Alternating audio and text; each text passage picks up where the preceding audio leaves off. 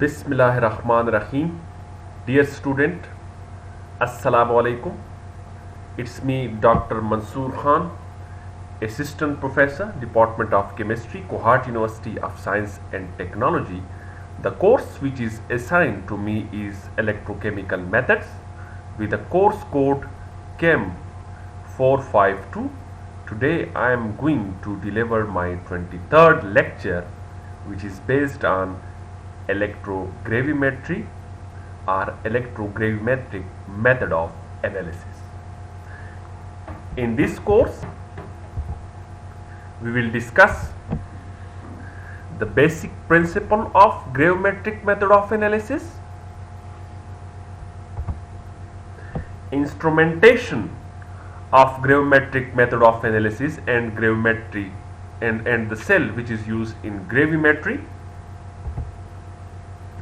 Also, application of gravimetric method of analysis in quantitative analysis or in analytical chemistry. So these are the outlines. In this lecture, we will discuss about these outlines. Now the question arises that what is the basic principle of electrogravimetry? In electrogravimetry is a quantitative analytical technique. It is the part of electroanalytical technique which is used to determine the quantity of analyte. In this case, in electrogravimetry, a potential is applied to a soluble species, or we can say in oxidized species of the analyte, which is then reduced, and the reduced form of the analyte is then deposited on the surface of the electrode, and from the surface of the electrode the deposited analyte is then separated and measured is weighed. This is the total basic principle of electrogravimetric method of analysis, in which apply potential to cause a soluble species to reduce or deposit on the solid surface. This is an example. For example, determination of copper plus 2 onto PT platinum electrode. Here copper plus 2 is in oxidized form. It is present in the solution form. So during the electrogravimetry, current will be passed, or we can say potential will be applied, and the two electrode will be put in the copper solution which is present in the copper plus 2. The copper plus 2 will reduced into copper metal, which is then deposited on the surface of the platinum electrode. This is the basis of electrogravimetry.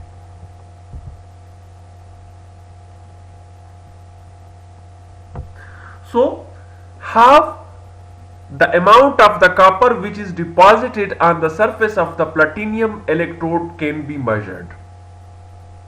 Before starting of the operation, the weight of the platinum electrode is measured, and after the electrolysis, when the copper in the form of metal is deposited on the surface of the electrode is also measured. So change in weight of dried cathode before and after deposition will be equal to the amount of copper in the sample. So assumptions, the assumptions which are included in electrogravimetry are: all copper is plated out, all copper should be separated from platinum electrode, nothing else plates out up to that extent that nothing can plate out from the surface of the electrode.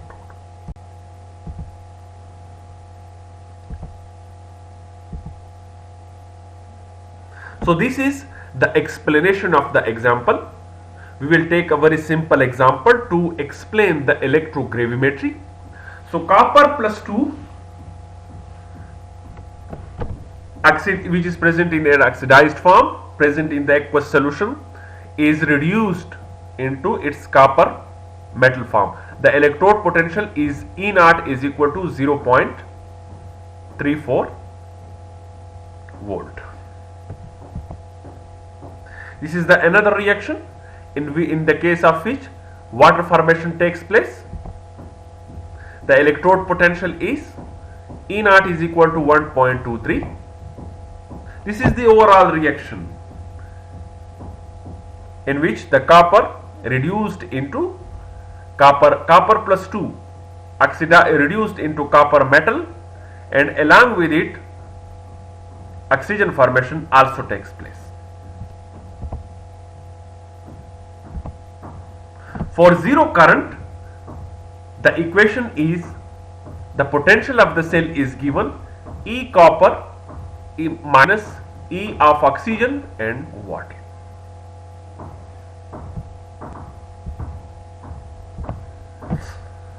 After that, we will use an Nernst equation to calculate the electrode potential of the cell. So this is the Nernst equation which will be applied. So the two half cell are, one is the half cell reaction for copper and the other one is for hydrogen, and the overall electrode potential of the cell is equal to minus 0.91.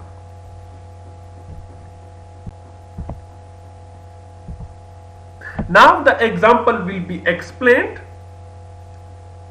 First, apply potential more negative than minus 0.91 volt to force system to reach an equilibrium where copper reduced form is small, like 99.9% lower than the approximate starting concentration.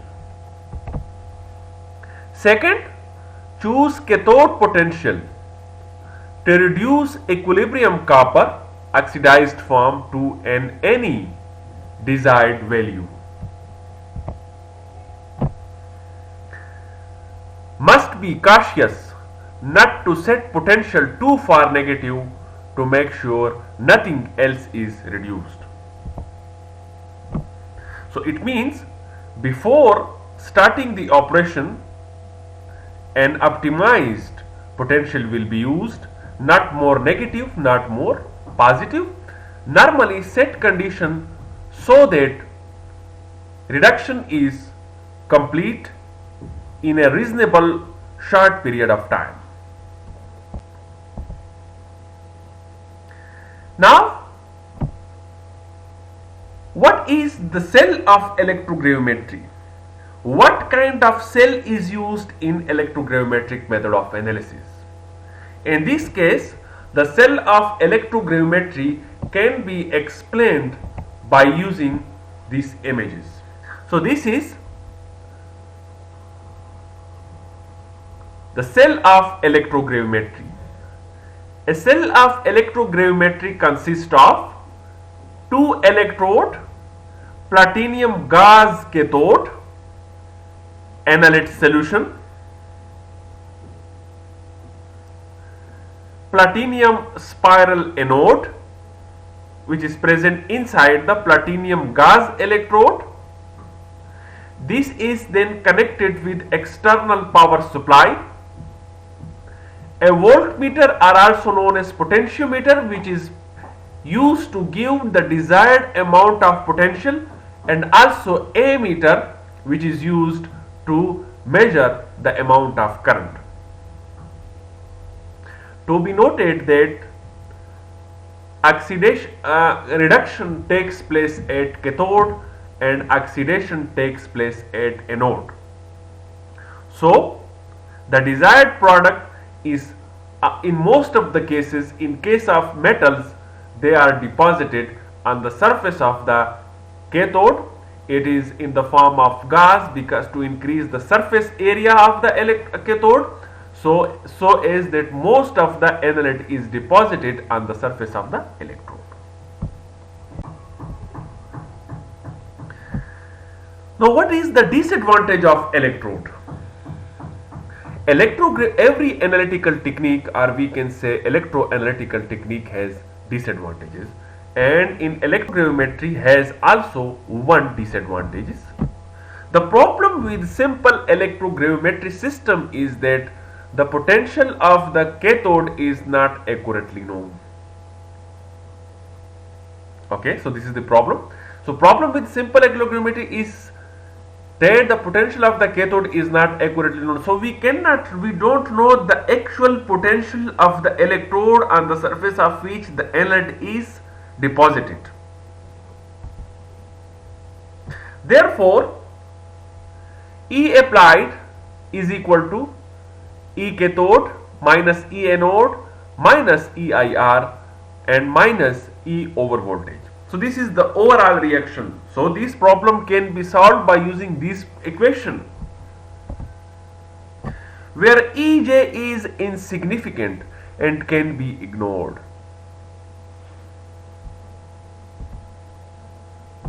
The second problem with electrogravimetry is that we don't know the magnitude of EIR or over voltage, and EIR changes throughout the experiment. It means that the potential of the EIR or the changes in the EIR is continuously changes with the experiment, so we cannot know its exact magnitude during the operation.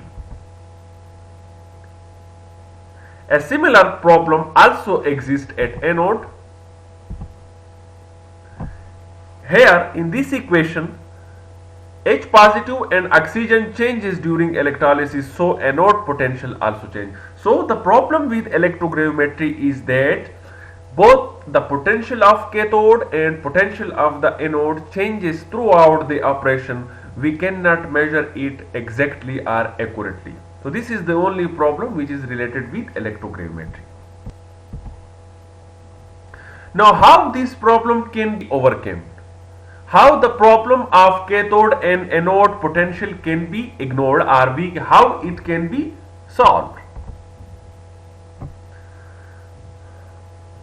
Much of this problem can be eliminated by using a 3 electrode system. So if we use 3 electrode system, then the problem of changing potential of cathode and anode can be overcome or can be completely eliminated.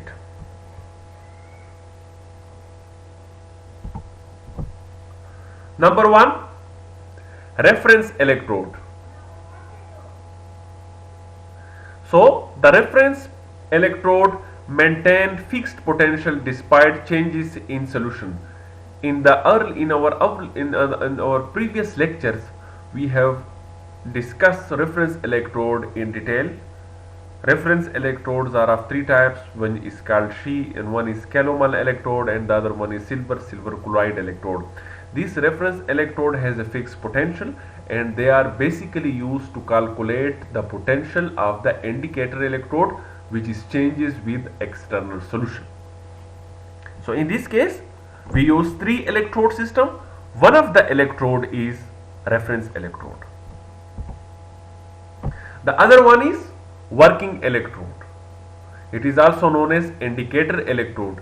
Indicator electrodes are of 3 kinds: electrode of the first kind, electrode of the second kind, and electrode of the third kind. We have discussed this in our previous lecture.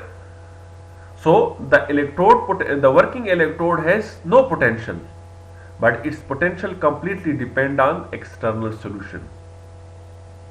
Or we can say its potential is totally depends on the concentration of the analyte which is present in the external solution. So working electrode of interest, which is the cathode in this system. That's why they are present in the external solution. So what is the external solution? The working electrode will be having the same solution. So with the changes in the electrode, they will be compared with the reference electrode, and we can measure the change in the potential continuously by using the voltmeter. The third one is counter electrode. This is also known as auxiliary electrode. This is a third electrode taking most of the current flow, act as a current sink. So most of the auxiliary current, the excess amount of the current is passes through the auxiliary electrode, which is goes to the waste. So the problem of the continuously changing potential of the cathode anode is overcome by using three electrode system. One is reference electrode, which maintain a fixed potential despite change in the solution. Second, working electrode, electrode of interest, which is the cathode in the system. The third one is counter electrode, auxiliary electrode, third electrode taking most of the current flow, act as a current sink. Now advantages of the three electrode system is changes in the concentration at counter electrode are not important. No effect on working electrode potential. So the current which is passes through the counter current electrode has no effect on the electrode potential. The second one is no current flow through the reference electrode, no IR drop, its potential is constant. Now the most important part of the electrogravimetry is the application of electrogravimetry. So the first application of electrogravimetry is quantitative analysis. Quantitative analysis means determination of amount of the analyte which is present in the solution. So quantitative analysis, electrogravimetry very accurate and precise. Only measurement operation is weighing can get deposition reaction to go to any desired degree of completion by proper choice of potential, some degree of selectivity using potential. So electrogravimetry can be used to measure the quantity of the analyte. So the amount of the oxidized form which is present in the solution is reduced by passing desired amount of potential. At particular potential the reaction will start.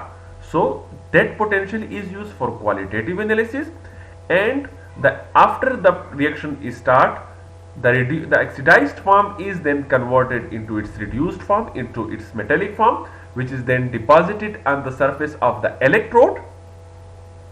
The amount of electrode is then measured by the difference in the weight of the electrode before and after the operation. So this application, this electrogravimetry is highly sensitive, selective for the quantitative measurement of the analyte.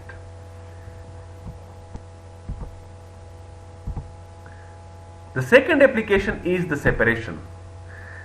In separation, we separate one species from another in solution, selectively plating it out and removing it from the solution. So as we have mentioned earlier, that by using particular potential, the particular analyte can be plated out, can be deposited on the surface of the electrode.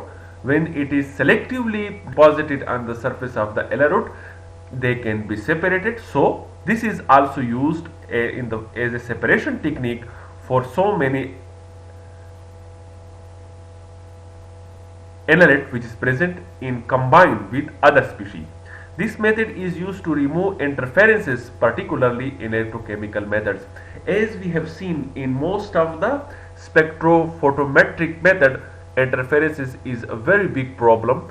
So this method is highly selective, as the interferences can be removed by selective separation of the particular analyte from the solution. A third application is the pre-concentration. Pre-concentration is a pre-treatment method in which the analyte of interest is separated so as to measure it precisely and accurately by using the analytical technique. So this is also used for electrogravimetry. So in pre-concentration, plating out metals from the large volume of solution onto a small electrode effectively increase their concentration, can also reoxidize metal back into a small volume of solution, and the ratio of volumes gives pre-concentration factor. Can also use other method to analysis of metal solid electrodes. This is very important method, pre-concentration. Large huge research is carried out on pre-concentration, in which the element of interest concentration is increased by using some pre-treatment method, which is a pre-concentration, whose concentration can be increased 100 and 1000 times, and that can be then precisely measurement by using some other analytical techniques.